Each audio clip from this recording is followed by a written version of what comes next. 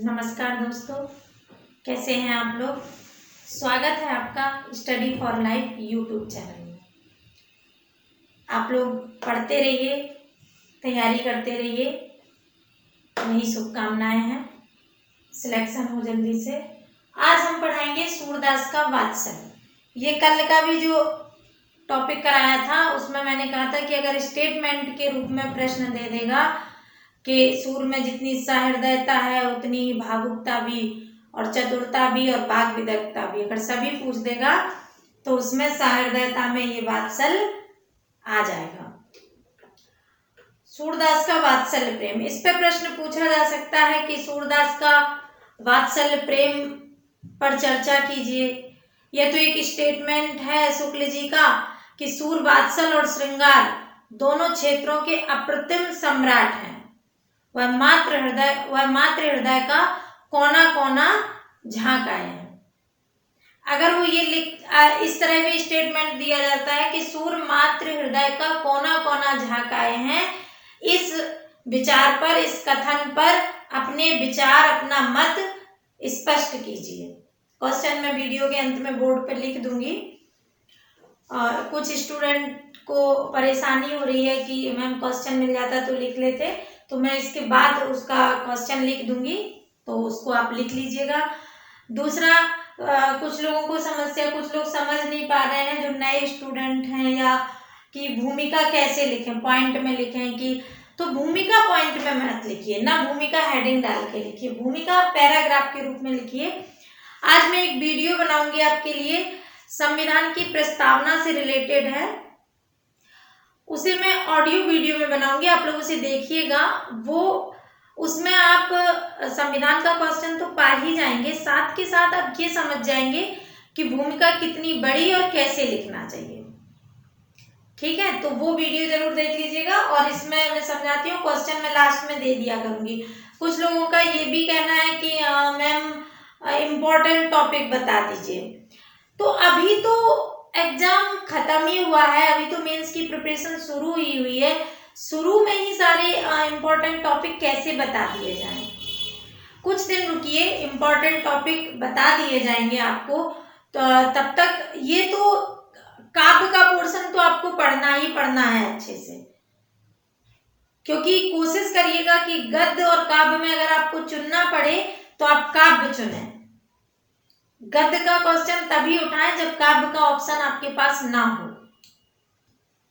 तो काव्य भी शुरुआत है, भक्ति काल का काव्य अभी पढ़िए। मैं आपको वीडियो बना के सारा बता दूंगी कि कौन कौन से इंपॉर्टेंट आपको पढ़ने हैं और किस किस से क्वेश्चन फंसने की संभावना रहेगी, वो मैं यहाँ दे दूंगी। जीएस का भी दे दूंगी, लेकिन 100% इम्पोर्टेंट क्वेश्चन फंस जाए इस बात का भरोसा नहीं होता। पर आप अगर टॉपिक कंप्लीट किए रहेंगे तो आपका 100% फंसेगा। और मैं आपके ही सिलेबस से वीडियो में वही चीजें उठा रही हूँ जो ज्यादा इम्पोर्टेंट है।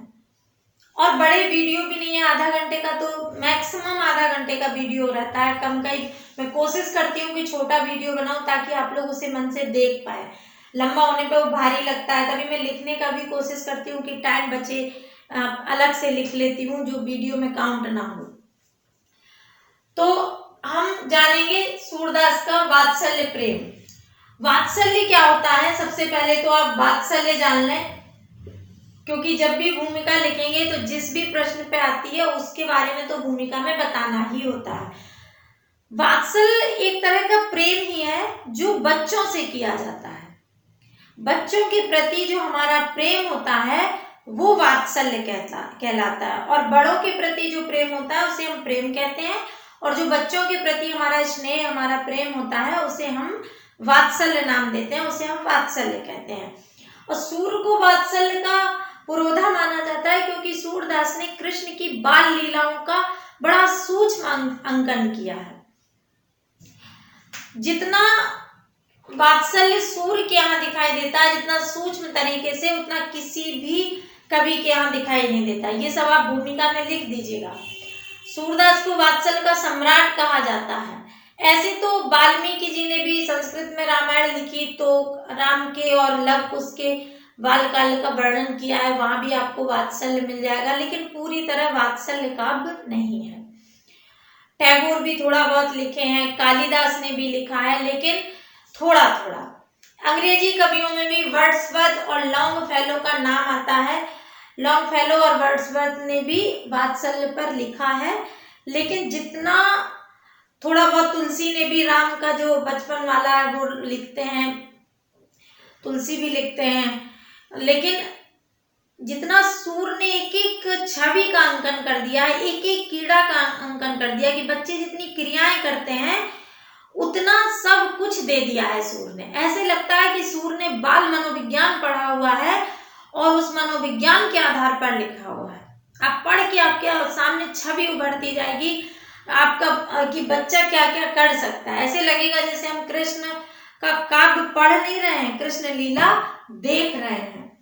तो ये महत्व था। वात्सल्य को भी दो भागों में डिवाइड करके इसके बारे में बताएंगे कि सूर के काव्य में कहाँ कहाँ वात्सल्य दिखता है। तो एक संयोग पक्ष, एक वियोग पक्ष। संयोग वियोग इसलिए क्योंकि प्रेम में संयोग और वियोग दोनों होता है। वियोग में भी प्रेम होता है और संयोग में भी प्रेम होता है। तो वात्सल्य प्रेम का ही रूप है, क्योंकि वो बच्चे के प्रति है, पर है तो प्रेम ही। तो इसमें भी बच्चे के मतलब साथ में जब बच्चा होता है उस प्रेम को भी दर्शाया गया है, और जब कृष्ण मथुरा चले जाते हैं तो उस दुख की स्थिति में भी वात्सल्य को दर्शाया है, कैसे एक माँ की पीड़ा कैसी होती है। तो संयोग में देख ले पहले रूप सौंदर्य। पहले वो कृष्ण के रूप सौंदर्य का वर्णन करते हैं। वो लिखते हैं, कहा लो बरनो सुंदर ताई, खेलत कुंवर कनक आंगन, नैन निरख छवि पाई।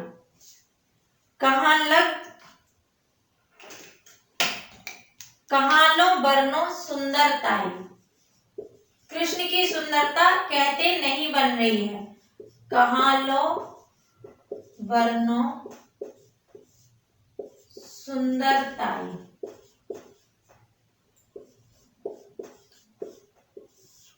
कहाँ लो बरनो सुंदरताई, खेलत कुंवर कनक आंगन। खेलत कुंवर कनक आंगन,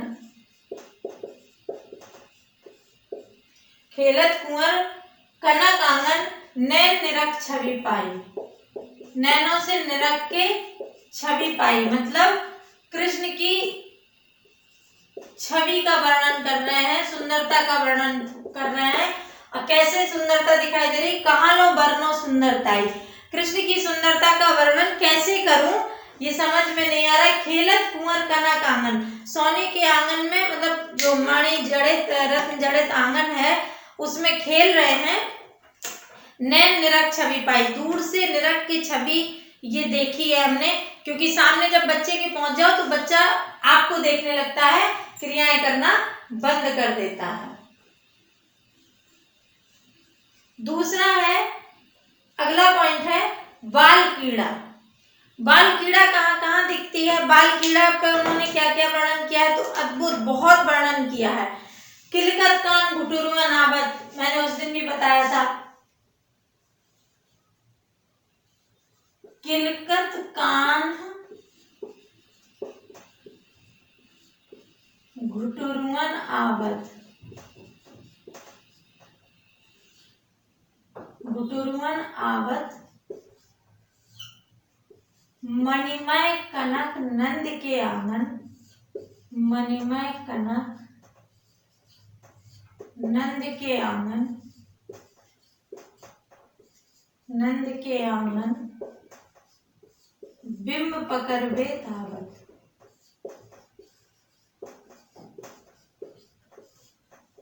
बिंब पकड़वे धावत। कीड़ा दिखा रहे, खेल दिखा रहे हैं। बच्चा कैसे खेल रहा है, कृष्ण जी कैसे खेल रहे हैं। नंद के आंगन में जो मणि जड़ित आंगन है, जिसमें मणियां रत्न लगे हुए हैं, जो ऐसे शीशा वगैरह लगा होता है तो कैसे प्रतिबिंब दिखता है, चमक पड़ती है। तो वो किलकत कान घुटुरुआ नाबत, कान्हा जो है हंसते हुए, किलकारी मारते हुए, घुटनों के बल चलते हुए आ रहे हैं। और जब वो जमीन पर, वो चूंकि मणि जड़ित आंगन है तो उनमें उनकी छवि दिखाई दे रही है। तो उस छवि को देख के, जैसे व्हाइट टाइल्स होते हैं जो इस तरह के, उनमें भी लाइट पड़ती है तो प्रतिबिंब बनता है, छाया बनती है। और जहाँ इस तरह का नहीं भी होता तो भी धूप से भी जो छाया बनती है, बच्चे उस परछाई को भी पकड़ने का प्रयास करते हैं। तो कृष्ण उसी तरह वो परछाई पकड़ने का प्रयास कर रहे हैं, और वो जब वो आगे बढ़ते हैं तो परछाई भी आगे बढ़ जाती है, और उसी में वो खुश हो रहे हैं, देख रहे हैं।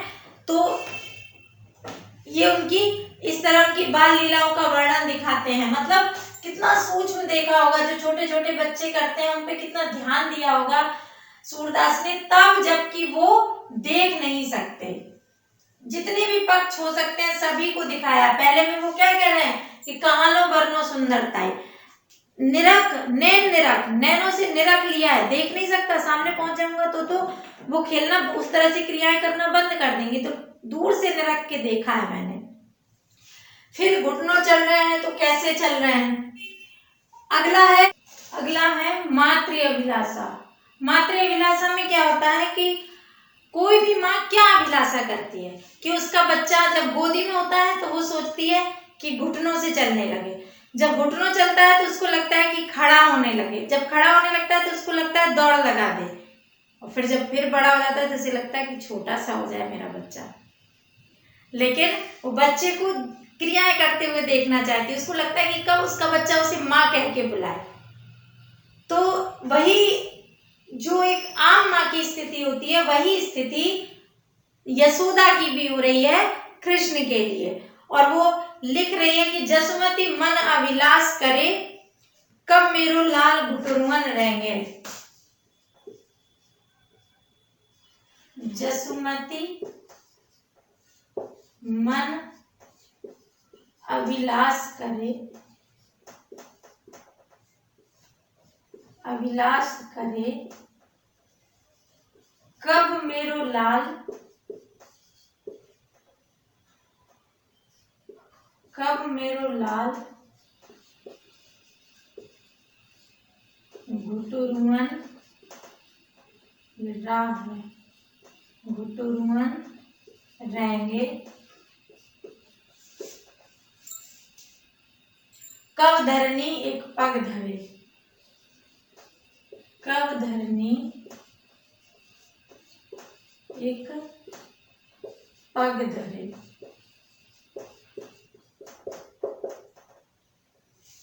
जसुमती मन अभिलाष करे। जसुमती यानी कि यशोदा जी क्या अभिलाषा कर रही है, कब मेरो लाल घुटुरुअन रहेंगे, कब मेरा बेटा, मेरा पुत्र कृष्ण घुटनों से चलेगा, कब धरनी एक पग धरे, और कब धरनी पर एक पैर रख के खड़ा होगा।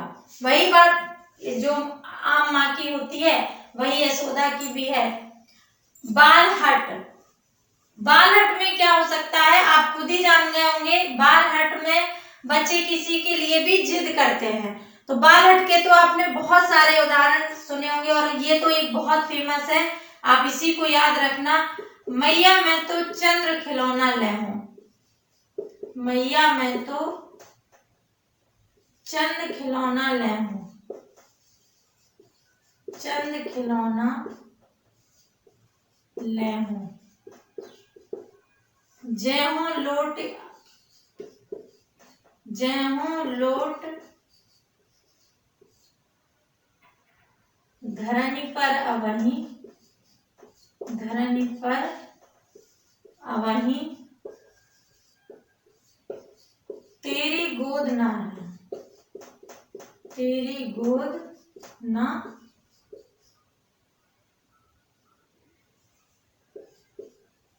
आई हूं, तेरी गोद ना आई हूं। कहीं पे आई हूं लिखा रहेगा और कहीं पे आई हूं लिखा रहेगा। मैया मैं तो चंद खिलौना ले हूं, जय हो लोट धरन पर वही तेरी गोद ना आई हूं। बच्चा कैसे करते हैं, उनकी बात न मानो तो हाँ करके लेट जाएंगे और रोएंगे, और कैसे भी करके जिद करके वो अपनी बात मनवाना चाहते हैं। उसी तरह से यशोदा कह रहे हैं कि कृष्ण कह रहे हैं यशोदा जी से कि मैया मैं तो चंद खिलौना ले हूं, मैं तो वही खिलौना लूंगा जो चंद्रमा, क्योंकि बच्चों को बता देते हैं ना कि वो देखो चंदा मामा है, तो कहते हैं मुझे चंदा मामा चाहिए, मुझे वो खिलौना चाहिए, और अगर नहीं दोगी तो मैं जमीन में लौट जाऊंगा और तुम्हारी गोद कभी नहीं आऊंगा। तो इस तरह से जिद कर रहे हैं। तो ईश्वर की उपासना है, लेकिन बाल रूप में जितनी तरह की बाल चेष्टाएं हो सकती हैं, सूर्य ने कोई कोना छोड़ा नहीं है, सभी कोने को सूर्य प्रॉपर तरीके से लिखे हैं। अगला है बाल लीला। बाल लीला में तो सभी आते हैं, जैसे वो कहते हैं कि इसमें मैया मैं तो चंद्र खिलौना ले आओ। बाल लीला में वो कहते हैं कि मैया मैं नहीं माखन खायो, मैया मैं नहीं माखन खायो, मैं नहीं माखन खायो। गोपियां शिकायत करने आती हैं कि ये हमारे घर आके मटकी फोड़ देते हैं, माखन खा लेते हैं, तुम्हारा कान्हा चोर है यशोदा। तो यशोदा जब कृष्ण को डांटती हैं तो कृष्ण कह रहे हैं कि मैया मैं नहीं माखन खायो, भोर भयो गौवन के पाछे मधुबन मोय पठायो। मैं था ही कहाँ, मैं तो सुबह से गईयों के पीछे पीछे मधुबन गया हुआ था। तो यशोदा जी कहते हैं कि तुम्हारे तो मुंह में मक्खन लगा हुआ है, फिर भी तुम झूठ बोल रहे हो। तो कहते हैं ग्वाल बाल सब बैर पड़े हैं, बरबस मुख लपटायो। ये ग्वाल बाल सब हमारे बैर पड़े हैं, जानबूझकर हमें फंसाते हैं, इसलिए इन्होंने जबरदस्ती मेरे मुंह में लपेट दिया है मक्खन, मैंने माखन नहीं खाया। अगला है मात्र आशंका। माता की क्या आशंका होती है? मेरे पुत्र को कोई कुछ कर ना दे, मेरे बेटे को नजर ना लग जाए, कुछ हो ना जाए, तो वो डरती हैं, काला टीका लगाती हैं, क्योंकि उन्हें आशंका रहती है। माँ सिर्फ माँ होती है, ये जरूरी नहीं है उसका पुत्र बहुत सुंदर हो तभी वो ऐसा सोचेगी, या उसका पुत्र काला है तो वो ऐसा नहीं सोचेगी। पुत्र पुत्र है और माँ माँ है, उसका बेटा कैसा भी हो उसके लिए पृथ्वी पे सबसे सुंदर होता है। यहाँ तक कि माँ के लिए अपना पुत्र भगवान से भी ज्यादा प्यारा होता है। वो ईश्वर को किनारे कर सकती है पर अपने बेटे को नहीं। अगर पूजा करते में, अगर भगवान की आराधना करने में अगर पुत्र पहुंच जाता है तो माँ पुत्र को पहले गोदी ले लेती है पूजा किनारे करके। तो माँ के लिए उसका पुत्र सबसे अधिक प्रिय होता है, और इसीलिए उन्हें एक आशंका रहती है कि कोई नजर न लगा दे। तो लिखती हैं ललन बरी या मुख पे, ललन बरी या मुख पर माई मेरी दीति न लागे। मैं बलिहार जा रही हूँ इस मुख पर, तुम्हारी माँ इस मुख पर बलिहार जा रही है बेटा, तुम्हें किसी की नजर ना लगे। बाल छोड़ बच्चों का जो झगड़ा होता है, बाल छोड़ बच्चों का जो झगड़ा होता है आपस में, उसकी शिकायत जो करते हैं बच्चे घर आके, वो जब बच्चा कोई भी अपनी माँ से शिकायत करने आता है तो वो अपने आप को ही सही सिद्ध करता है। वो कहता है कि मैंने कुछ गलती नहीं की पर उन्होंने मुझे बहुत परेशान किया, ताकि वो जब दूसरा व्यक्ति शिकायत लेके आए तो उसकी माँ इस बात से निश्चिंत रहे कि मेरे बेटे ने तो पहले ही बता दिया था। ये सभी बच्चों में होता है। तो वही लिख रहे हैं कि मैया मोहि दाऊ बहुत खिजायो।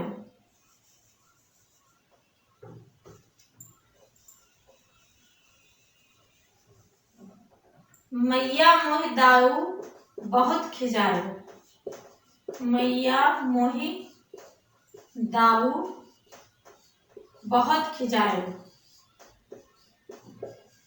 दाऊ बलदाऊ जी, बलराम जी उनके बड़े भाई, उनकी शिकायत करते हैं कि मैया मोहि दाऊ बहुत खिजायो।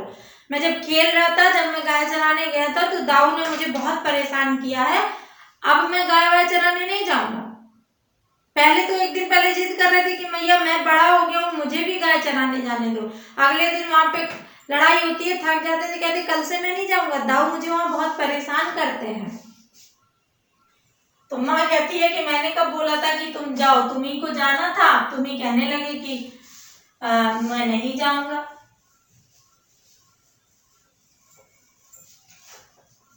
अगला है वियोग वात्सल्य, वियोग वात्सल्य तब प्रकट होता है जब कृष्ण मथुरा चले जाते हैं। मथुरा जाने के बाद जो यशोदा जी के, नंद जी के, गोपियों की जो पीड़ा है कृष्ण वियोग की, उस पीड़ा को जब सूरदास ने लिखा है तो चूंकि वो बच्चे के प्रति पीड़ा है, अपने पुत्र के प्रति पीड़ा है, तो वो वात्सल्य का रूप है और वो वियोग में आता है। तो कृष्ण का मथुरा गमन, यशोदा जी उन्हें याद कर रही हैं, रो रही हैं, क्या कह रही हैं? कब वह मुख बहुरो देखो, कब ऐसो सुख पाइयो। लिख रही हैं कब वह मुख बहुरो देखो, कब ऐसो सुख पाइयो, कब ऐसो सुख पाइयो। कब मुझे दोबारा, बहुरा मतलब दोबारा, मुझे फिर से कब वो मुंह दोबारा देखने को मिलेगा, मैं कब फिर से कृष्ण के दर्शन करूंगी, मैं कब फिर से अपने लल्ला को गोद में लूंगी, फिर से खाना खिलाऊंगी, कब ऐसा सुख मुझे दोबारा मिलेगा, इतना दुखी होके कह रही हैं। वही मात्र हृदय द्वेग उद्वेग बन जाता है, वही गुस्से में बोलती हैं।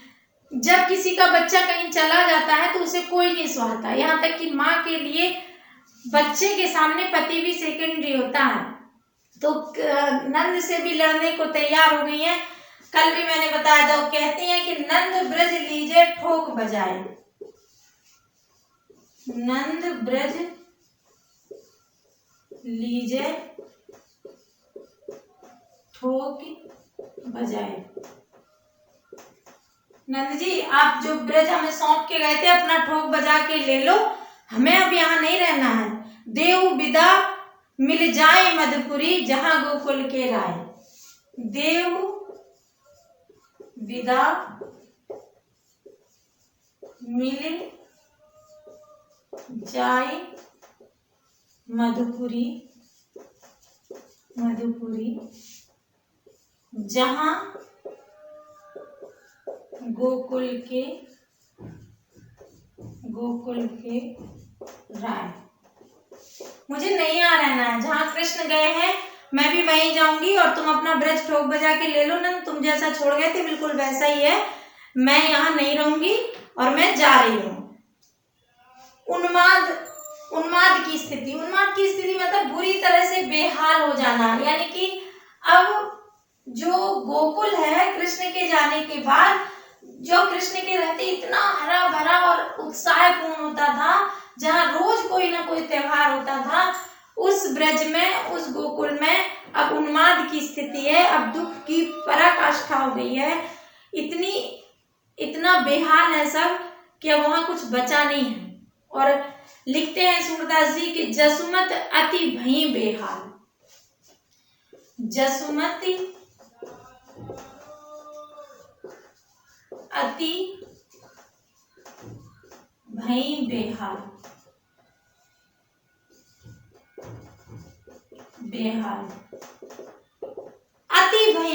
अति भई बेहाल हो गई है, मतलब इतनी बुरी स्थिति है कि अब उनका खाना पीना सोना जगना सब भूल के उनका किसी चीज में मन नहीं लगता।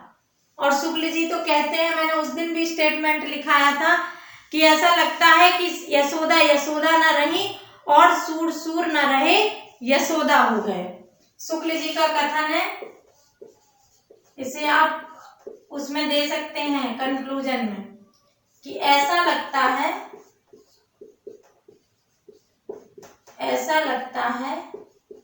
मानो यशोदा न रही, सूर हो गई और सूर न रहे, यशोदा हो गए।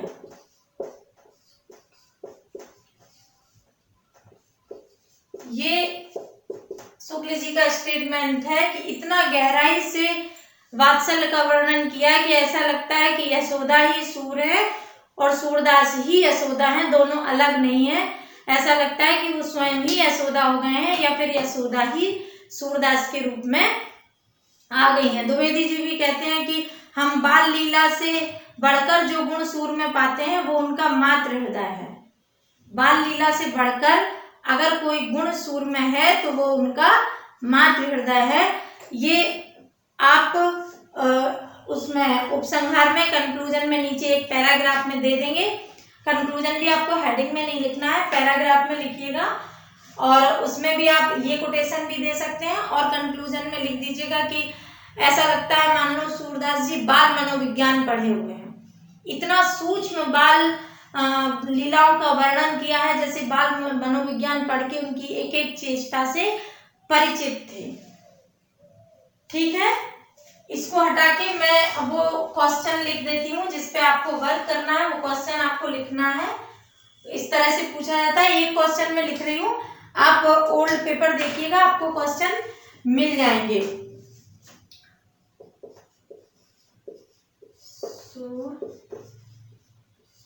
मातृ हृदय का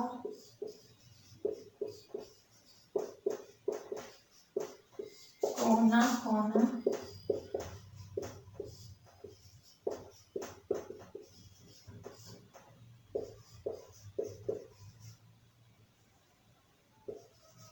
झांक आए हैं, इस कथन पर अपने विचार प्रकट कीजिए। विचार प्रकट कीजिए। ये आज के टॉपिक का क्वेश्चन है। आप इसे लिखना, फॉर्मेट बनाना, ये आपके लिए होमवर्क है और इसे आप लोग करिए। फिर देखिए कि मैम ने जो बताया था उसे हम लिख पा रहे हैं या नहीं लिख पा रहे हैं।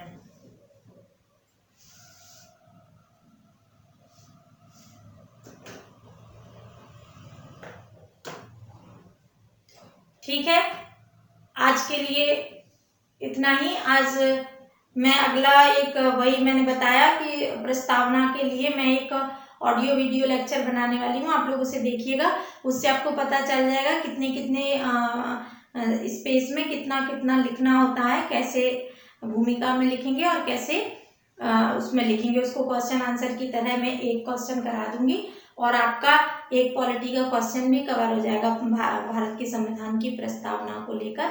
तो आप उसे देखिएगा और हमारे चैनल को सब्सक्राइब कीजिएगा। ये वीडियो अपने और मित्रों तक भी पहुंचाएं ताकि उन्हें भी लाभ हो। धन्यवाद।